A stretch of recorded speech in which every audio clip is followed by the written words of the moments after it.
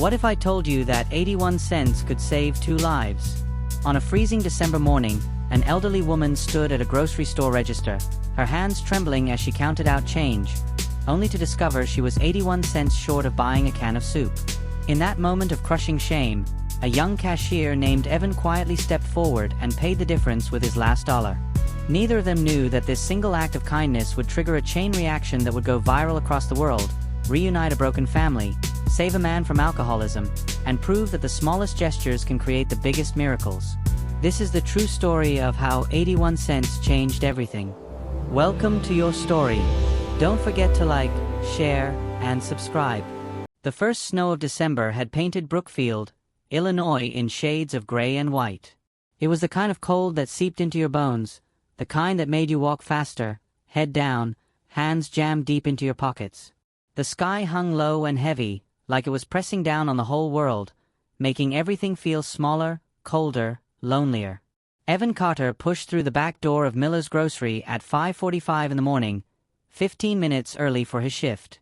At 19 years old, he'd already learned that being early meant being reliable, and being reliable meant keeping the job that kept him alive. His jacket was too thin for December weather, but it was the warmest one he owned. He'd bought it 3 years ago at a thrift store, back when his mother was still alive and things were different.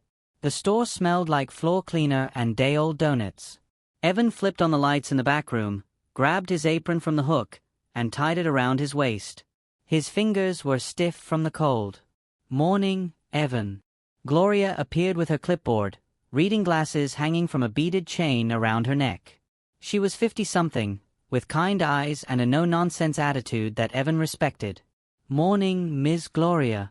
Can you stock the soup aisle first? We got a delivery yesterday. Yes, ma'am.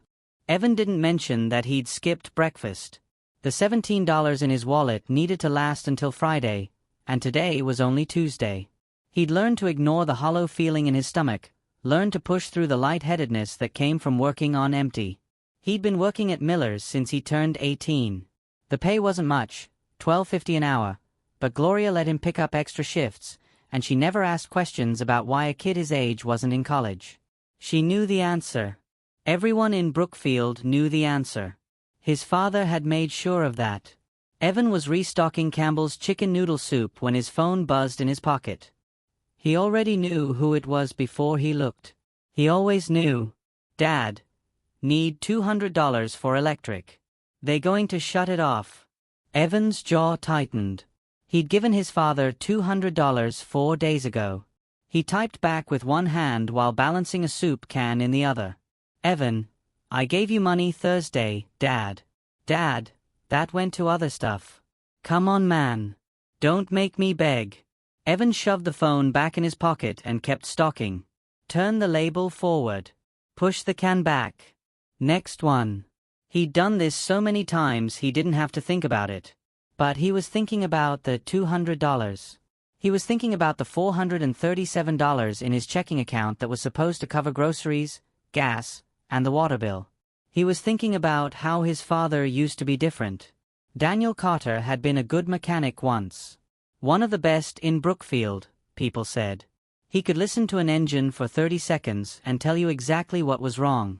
He'd worked at Fisher's Auto for 15 years, came home every night with grease under his nails and stories about the cars he'd fixed. Then Evan's mom died. Cancer. Fast and cruel. She was here in April, gone by July. And Daniel didn't know how to be alone. He'd loved her the way some people love air, so completely he didn't realize it was keeping him alive until it was gone. He started drinking that first year. By the second year, he'd lost his job. By the third, he'd stopped pretending he was going to quit. Evan had spent his senior year of high school learning to forge his father's signature on permission slips and covering for him when the landlord called.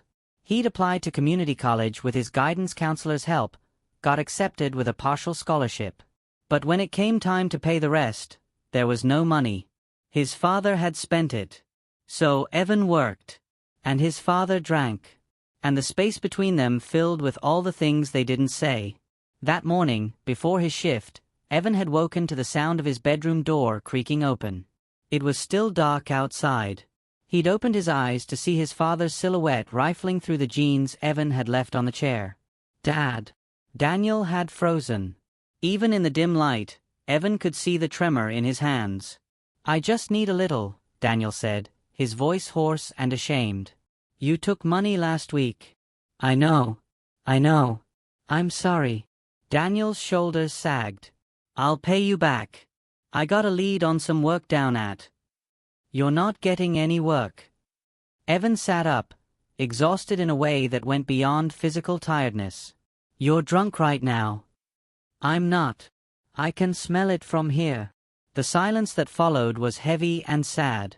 Daniel looked at his son, and Evan looked back, and for a moment they were both thinking the same thing. How did we get here? Please, Daniel finally said. I'll figure it out. I just need a little help right now. Evan had gotten out of bed, pulled 2 20s from his wallet, and handed them over without a word. Daniel had mumbled something that might have been, "Thank you," and left. That was 4 hours ago. Now Evan was stacking soup cans and trying not to think about whether $40 would even keep the lights on, or if his father would spend it on something else entirely. By mid-morning, the store had filled with the usual weekday crowd. Retirees buying single portions.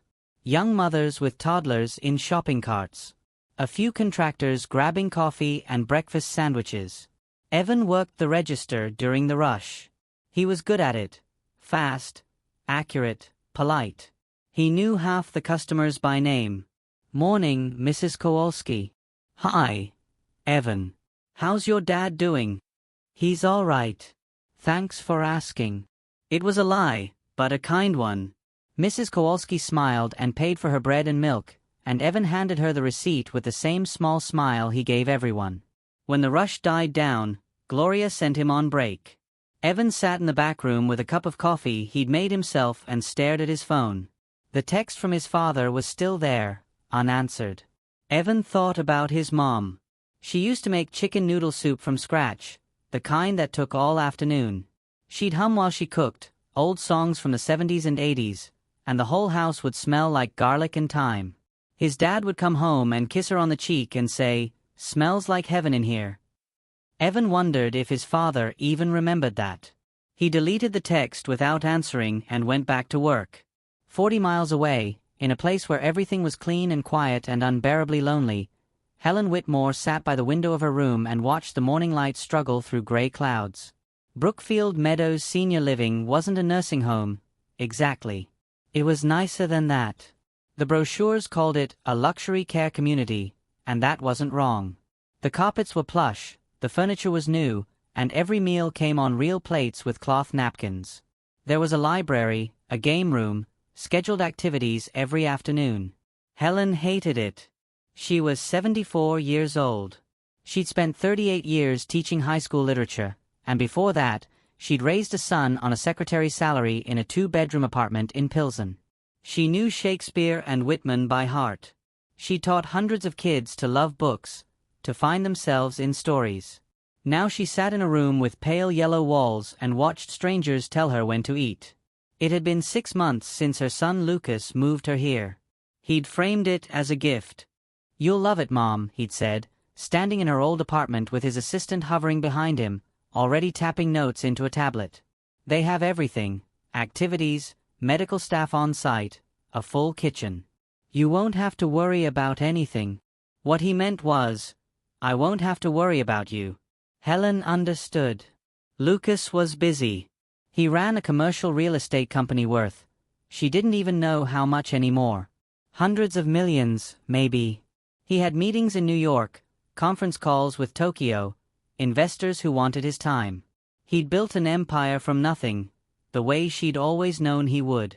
But somewhere along the way, he'd forgotten how to sit still. Helen looked at the photo on her nightstand. It was old, the colors faded. Lucas at 9 years old, gap-toothed and grinning, holding up a fish they'd caught at a state park. She'd taken that picture with a disposable camera. They'd been poor back then. Really poor.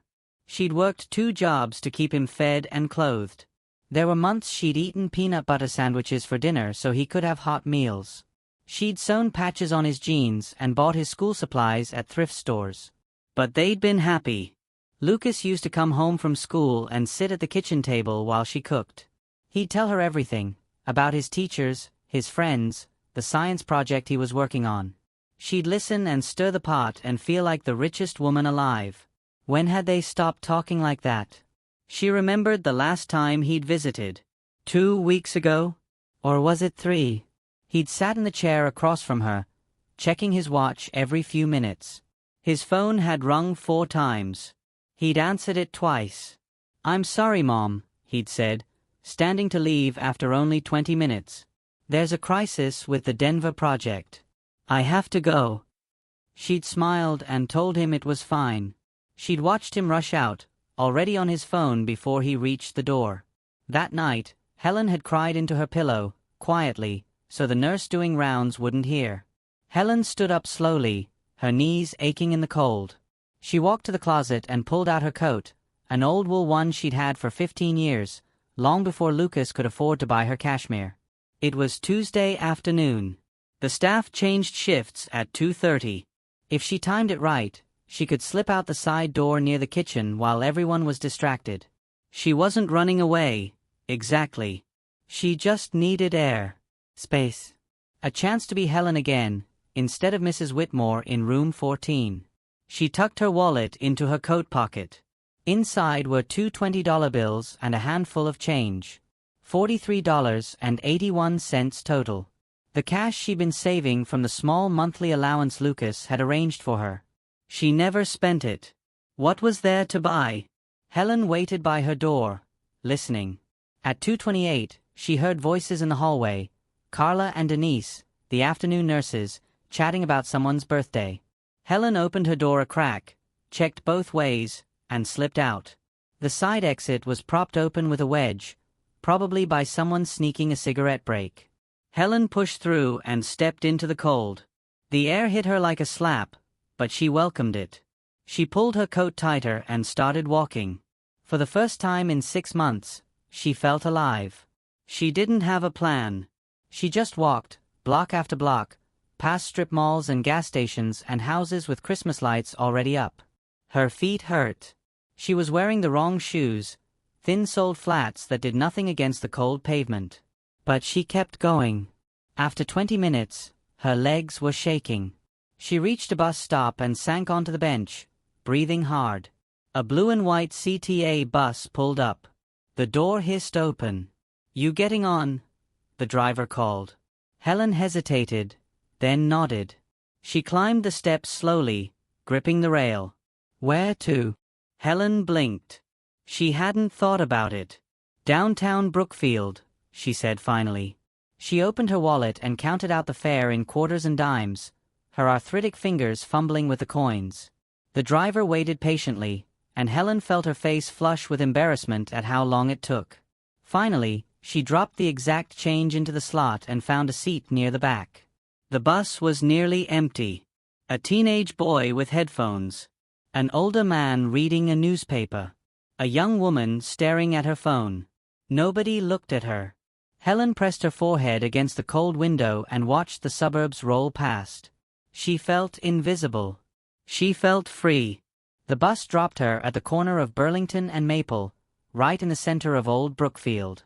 It was a charming little downtown, brick storefronts, a historic theater, a coffee shop with twinkle lights in the window.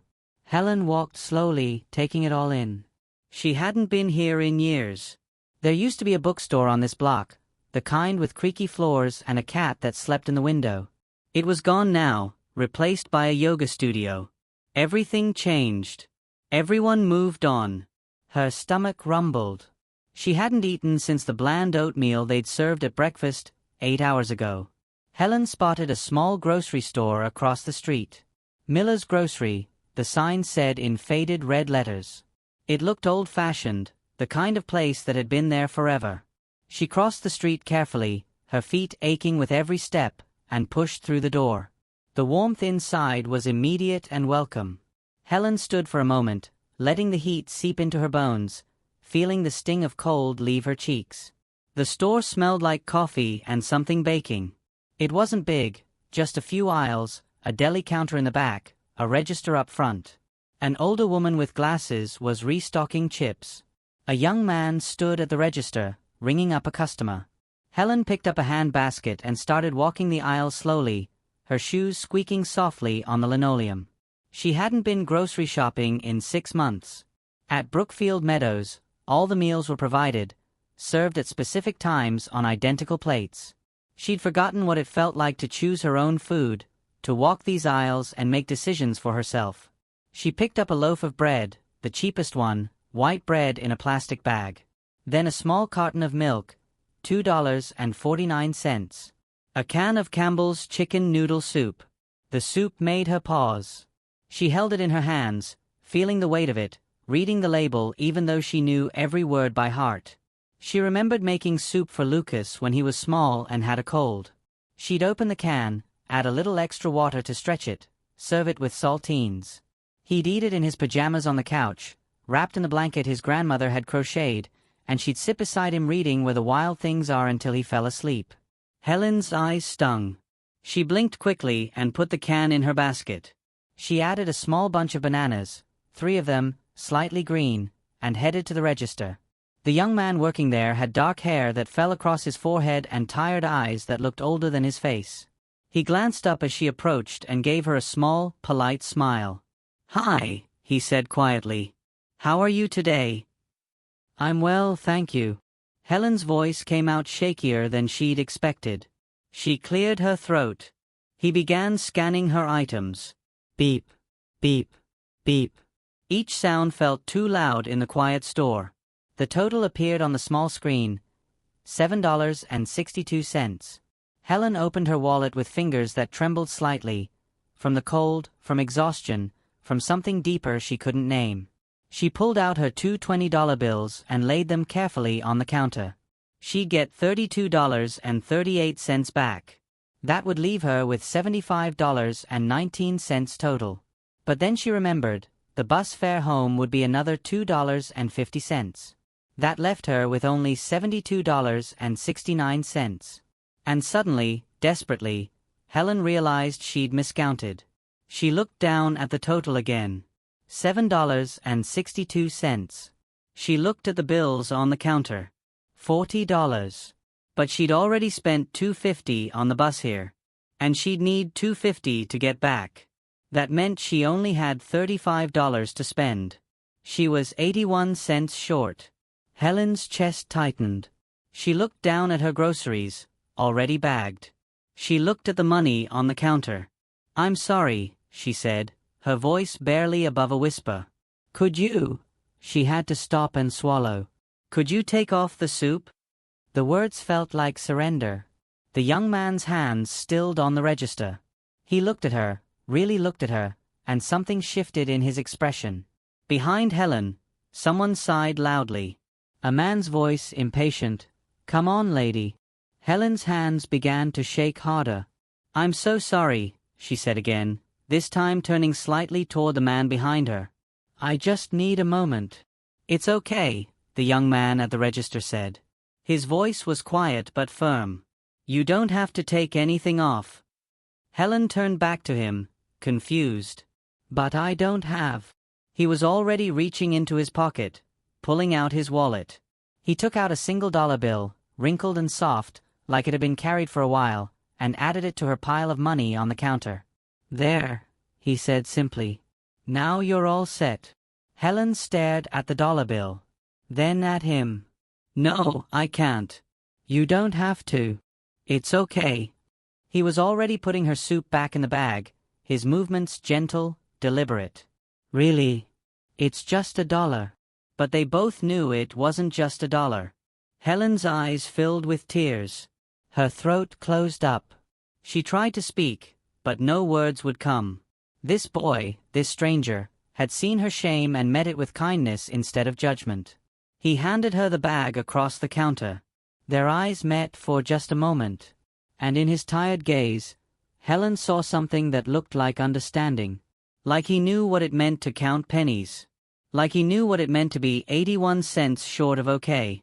"Thank you," Helen finally managed to whisper, her voice breaking. The young man nodded, a small, sad smile on his face. "You're welcome, ma'am." You have a good day. Helen clutched the bag to her chest and walked toward the door on unsteady legs. Behind her, she heard the man in line step up to the register. She pushed through the door into the cold afternoon air and stood on the sidewalk, breathing hard, tears streaming down her face. When was the last time someone had been kind to her without wanting something in return? When was the last time someone had seen her as more than an inconvenience? Helen wiped her eyes with the back of her hand and started walking. Inside Miller's grocery, something remarkable was beginning to happen. The man in the bear's jacket, the one who'd sighed impatiently, stepped up to the register. Evan scanned his items. A six-pack of Old Style, a bag of chips, a frozen pizza. 1947, Evan said. The man pulled out his wallet, then paused. He glanced toward the door where the old woman had just left. He thought about the way her hands had shaken. He thought about the shame in her voice when she'd asked to put the soup back. He thought about his own mother, who lived alone in Berwyn and was too proud to ask for help, even though he knew she struggled. The man cleared his throat. "Hey, kid." Evan looked up. "Yes, sir." "Ring up the next person too. I'll cover them." Evan blinked. "What?" "The person behind me." The man gestured with his thumb. "Add their stuff to mine. I'll pay for it." The woman behind him, mid-30s, wearing hospital scrubs with cartoon characters on them, clearly exhausted from a long shift, looked up in surprise. "Are you serious?" "Yeah." The man shrugged, but he was smiling now, something softening in his face. "Why not? That lady, she just needed 81 cents, and it about broke her.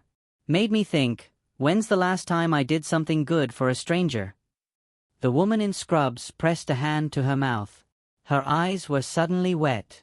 Thank you. That's really kind." "Don't thank me," the man said, pulling out his credit card. "Thank the kid here. He started it." Evan rang up both orders, his hands moving automatically while his mind spun. The man paid $34 total and left with a wave. The woman in scrubs stepped up to the counter. She'd been buying a sad-looking salad and a Red Bull, the dinner of someone working a double shift. She stood there for a moment, looking at Evan. Then she turned to the elderly man behind her, Mr. Patterson, a regular who came in every Tuesday for bread and butter. "I'll get yours too," she said. Mr. Patterson's eyebrows shot up. "You sure about that, young lady?" "I'm sure." She smiled, and it transformed her tired face. "Someone just did something nice for me. I want to pass it on." And just like that, it spread. Mr. Patterson paid for the teenager behind him, a girl with purple streaks in her hair and headphones around her neck. The teenager stared at her phone for a moment, then looked up at the college student behind her. "You know what? Yeah, I'll get the next person too." The college student paid for the single mother with two small children clinging to her legs. The single mother, tears in her eyes, paid for the construction worker behind her. The construction worker laughed in disbelief and paid for the elderly couple after him. Within 10 minutes, the line at Miller's grocery had transformed into something neither Evan nor Gloria had ever witnessed. People weren't just paying for their own groceries. They were paying for strangers. The energy in the store shifted, became electric with possibility and joy. Someone started clapping. Then someone else. Soon the whole store was filled with applause and laughter and the kind of chaotic, beautiful goodness that only happens when people remember they're capable of kindness. Gloria stood at the second register, tears streaming down her face. "I've been working here 32 years, she said to anyone who would listen. 32 years, and I've never seen anything like this." Near the back of the store, by the refrigerated section, a woman named Sandra Chen watched the scene unfold with her phone in her hand. She'd stopped in to grab milk on her way home from work, just a quick errand before picking up her daughter from daycare. But this was something else. She opened her camera app and hit record. The video she captured was shaky and unpolished, shot from between the aisles. It showed the line of people passing groceries forward, the smiling faces, the spontaneous applause. It showed Gloria crying and laughing at the same time. It showed Evan at the register, looking stunned and overwhelmed and quietly moved, his hands still processing transactions while his eyes were bright with unshed tears. Sandra stopped recording after 90 seconds and immediately opened Facebook. Her fingers flew across the screen. Something beautiful just happened at Miller's Grocery in Brookfield. A young cashier paid for an elderly woman who was 81 cents short. And then everyone in line started paying for each other. I've never seen anything like it. Faith in humanity restored. She posted it without a second thought and went to grab her milk. By the time she checked out and walked to her car, the video had 200 views. By the time she picked up her daughter, it had been shared 50 times. By the time she got home and started making dinner, it had been shared 500 times. The video was going viral. Evan's shift ended at 3 o'clock. By then, the store had settled back into its normal rhythm, but the energy still lingered like perfume in the air. Gloria pulled him aside before he left, her hands on his shoulders. That was something special, Evan. What you did for that woman. You started something beautiful today. Evan shook his head, uncomfortable with the praise. It was just $1, Miss Gloria. It was more than that, and you know it. She squeezed his shoulders. You've got a good heart, kid. Your mama would be proud. The words hit Evan square in the chest. He had to look away, blinking hard. Thanks, he managed. Go on home. Get some rest. Evan walked out into the cold December afternoon and started the 2-mile walk home. He could have taken the bus, but he needed the time to think, needed the cold air to clear his head. The old woman's face kept appearing in his mind. The way her hands had trembled as she counted out her change.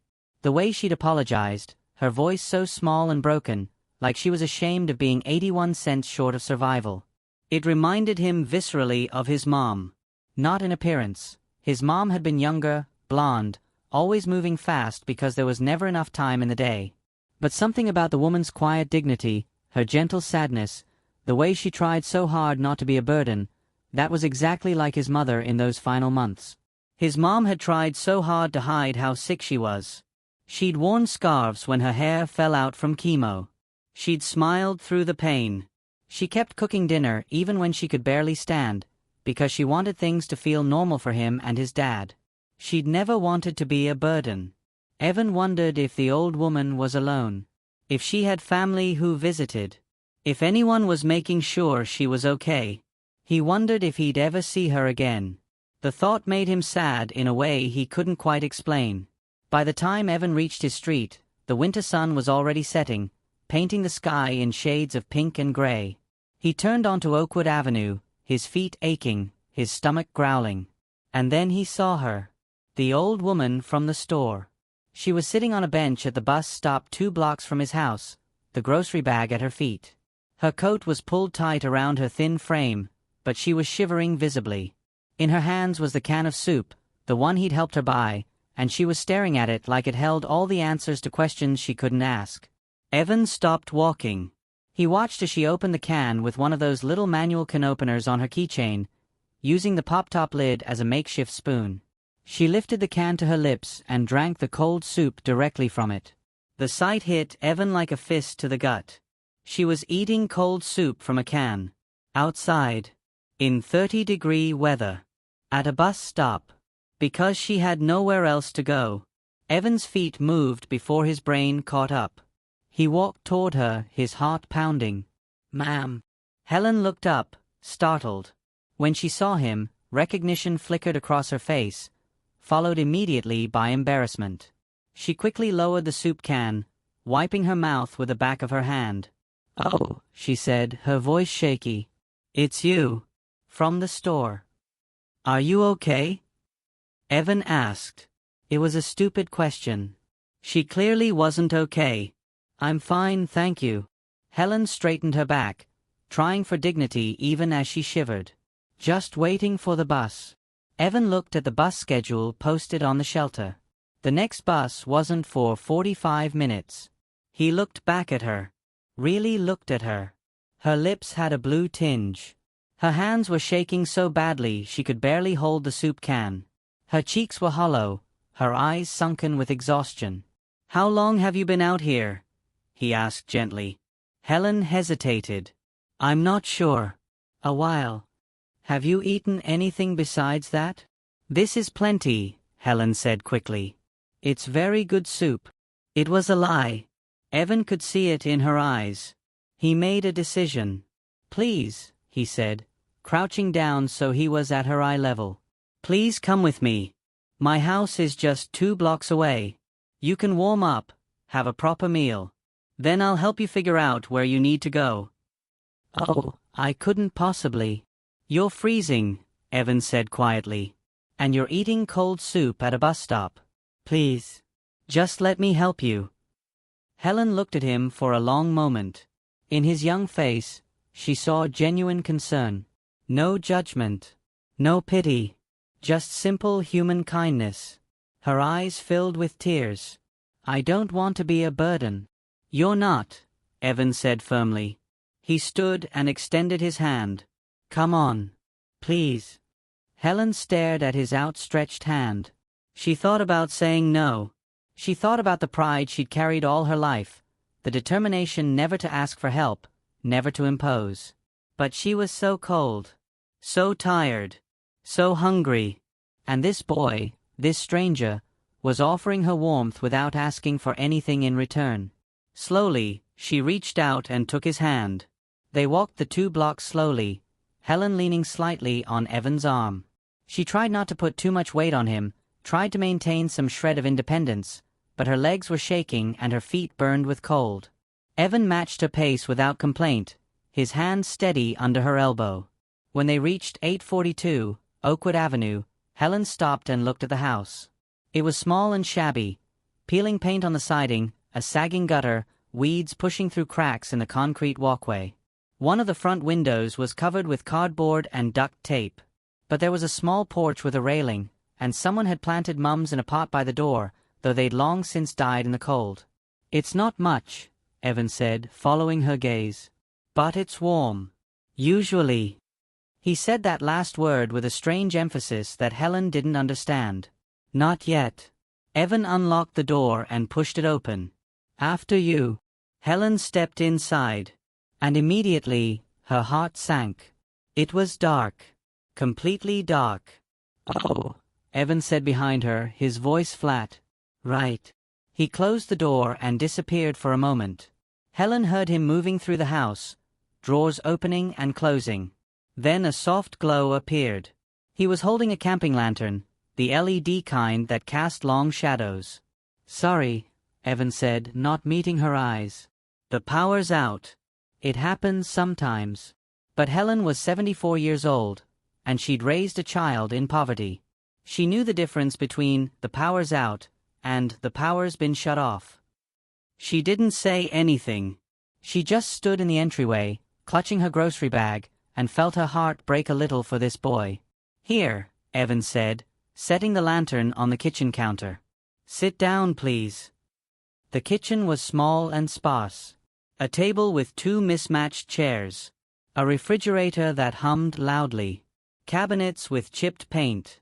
On the counter, Helen noticed a bright orange paper, a disconnection notice from ComEd.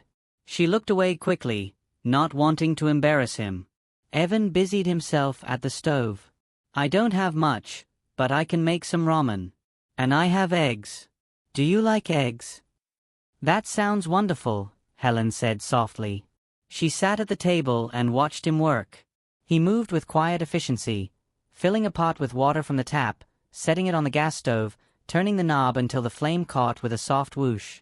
The stove worked because it was gas. But everything else, the lights, the heat, the refrigerator, was silent. Helen's hands tightened on her grocery bag. While the water heated, Evan pulled ingredients from the cabinets. 2 packets of ramen, chicken flavor. A bag of frozen mixed vegetables from the freezer. 2 eggs. He cracked the eggs into the boiling water with practiced ease, added the noodles and vegetables, stirred gently. The smell filled the small kitchen, warm and savory. Helen's stomach growled audibly.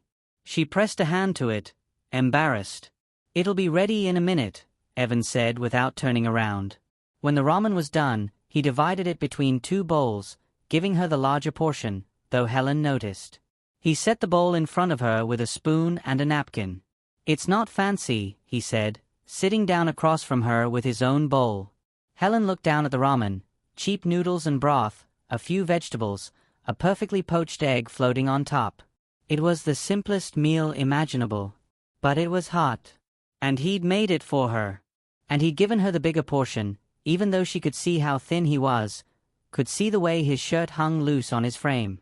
Her eyes filled with tears. "Thank you," she whispered. This is perfect." They ate in silence for a while, the only sounds their spoons against the bowls and the soft hiss of the lantern. The food was hot and filling, and Helen felt warmth spreading through her body for the first time all day. After a few minutes, Evan spoke. "I'm Evan, by the way. Evan Carter." "Helen Whitmore," she said. "It's nice to meet you properly, Evan." "You too, Mrs. Whitmore." Another silence. Then Helen said, "You didn't have to do this. Bring me here. Feed me. You've already been so kind." Evan shook his head. "It's just ramen. It's more than that." Helen set down her spoon and looked at him directly. "You saw me at that bus stop. You saw me eating cold soup. And instead of walking past like everyone else would have, you stopped. You cared." Her voice trembled. "Do you know how rare that is?" Evan looked uncomfortable. "Anyone